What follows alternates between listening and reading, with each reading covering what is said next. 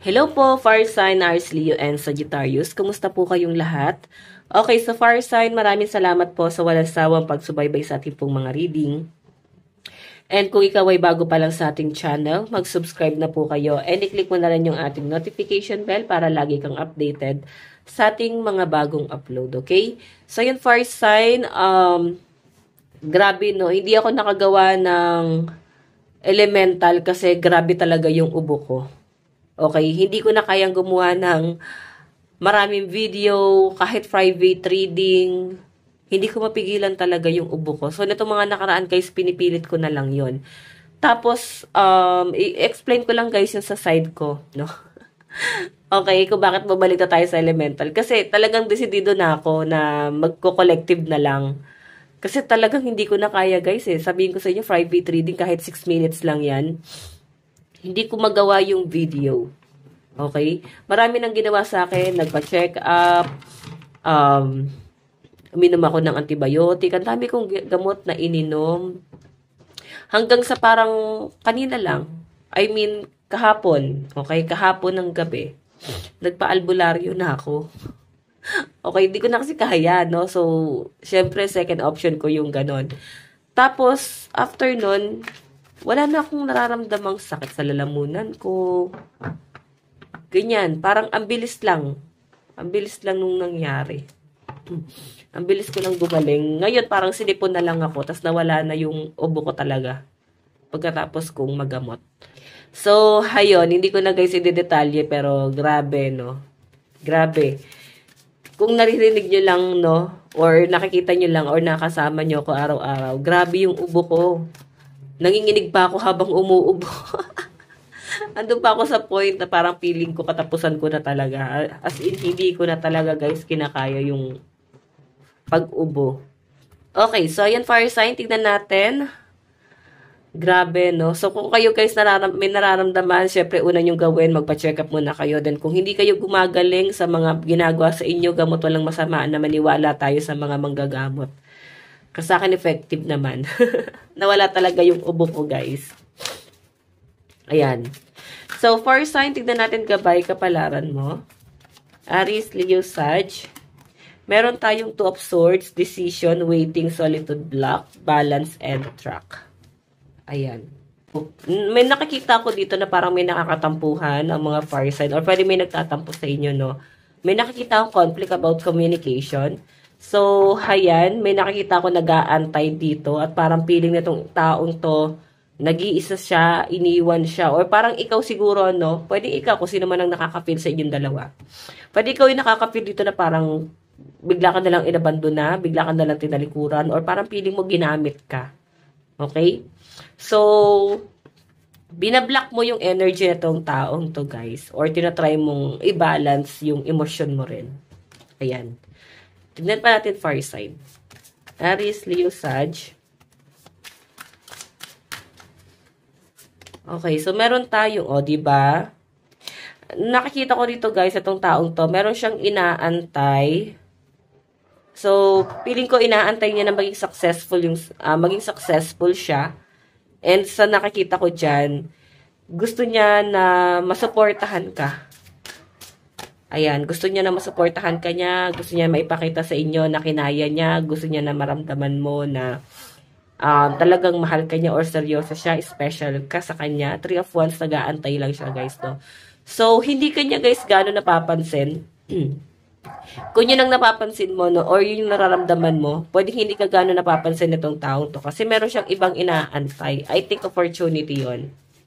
Or pwedeng meron siya pinaghahandaan na travel. Kung magkalayo kayo sa isa't isa, is parang nag-iipon siya ng pera na makapagbiyahe papunta sa'yo. Yan ang nakikita ko dito, fire sign.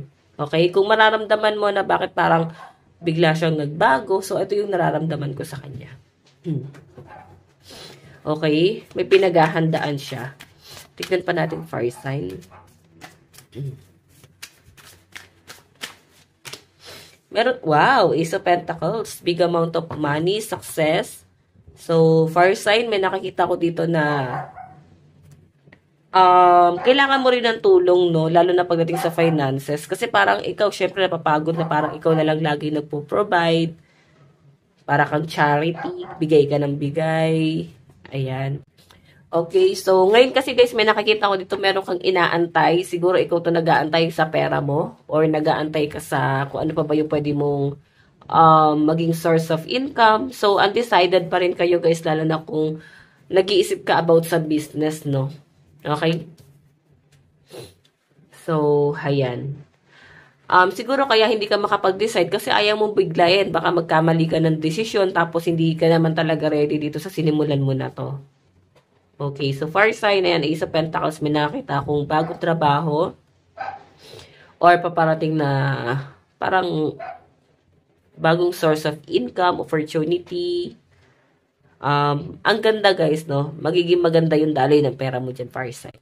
Okay, so tignan pa natin far sign, Aries, Leo, Sag.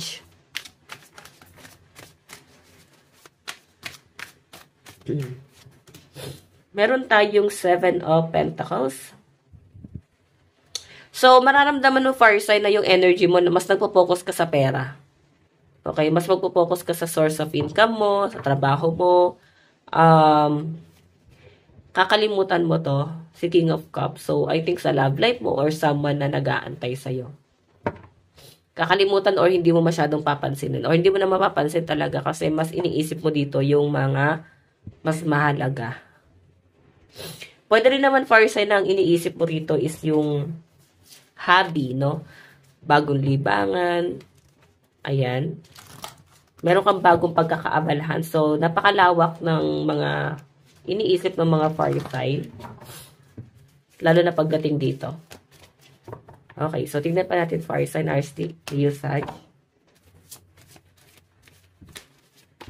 Meron tayong luck. May nagpapatrigger sa mga far sign. So, ito na nga yun. May magpapatrigger sa inyo, Aries, Leo, Sag, no? Oh, song. Siguro hirap ka rin magsalita. Or, yun na nga, pwedeng mas gamit na gamit mo sa trabaho yung boses mo. Tapos parang hindi ka makapag-focus doon sa career mo. Kasi nga, mayroon ka problema. Siguro may ubo or nagkakasakit. Napapaos. Ayan, nahirapan kayo guys, lalo na sa career nyo. Song. Yung iba sa inyo guys, parang kung nagkakaroon ka ng problema ngayon sa lalamunan, parang aligaga ka kasi kailangan, no, mayroon kang aatenan na meeting, celebration, tapos parang ganito pa yung nangyari sa inyo. Baka announcer or ano ka ba guys, speaker, guidance, ganyan. Meron tayong mist. Ayan, di ba? Fever. So, may mga nagkakasakit ka dito, guys. Okay, ingatan nyo, guys, yung talent nyo. Yun yung pinapakita sa akin dito. Yung skill mo. Pwedeng may sumisira sa'yo. Sa trabaho, may naninira sa'yo. Okay? Tignan pa natin far side. Meron tayong erase. Ayan. Siyempre, wag mo na din daw pansinin kung sino man itong naninira na to far side. Kasi, pag pinansin mo lang yan, guys, iisipin yan talaga, pumapatol ka sa kanya. So, huwag nyo na guys, pansinin pa yung taong yan. Makakasira lang siya sa buhay nyo. Tignan pa natin ano naman ang inyong advice. Okay, so meron tayong, your existence is enough. Finding shelter. Okay, so guys, lucky number mo is 2 and 40. Ito lang po ang inyong reading. Maraming salamat po. Bye-bye.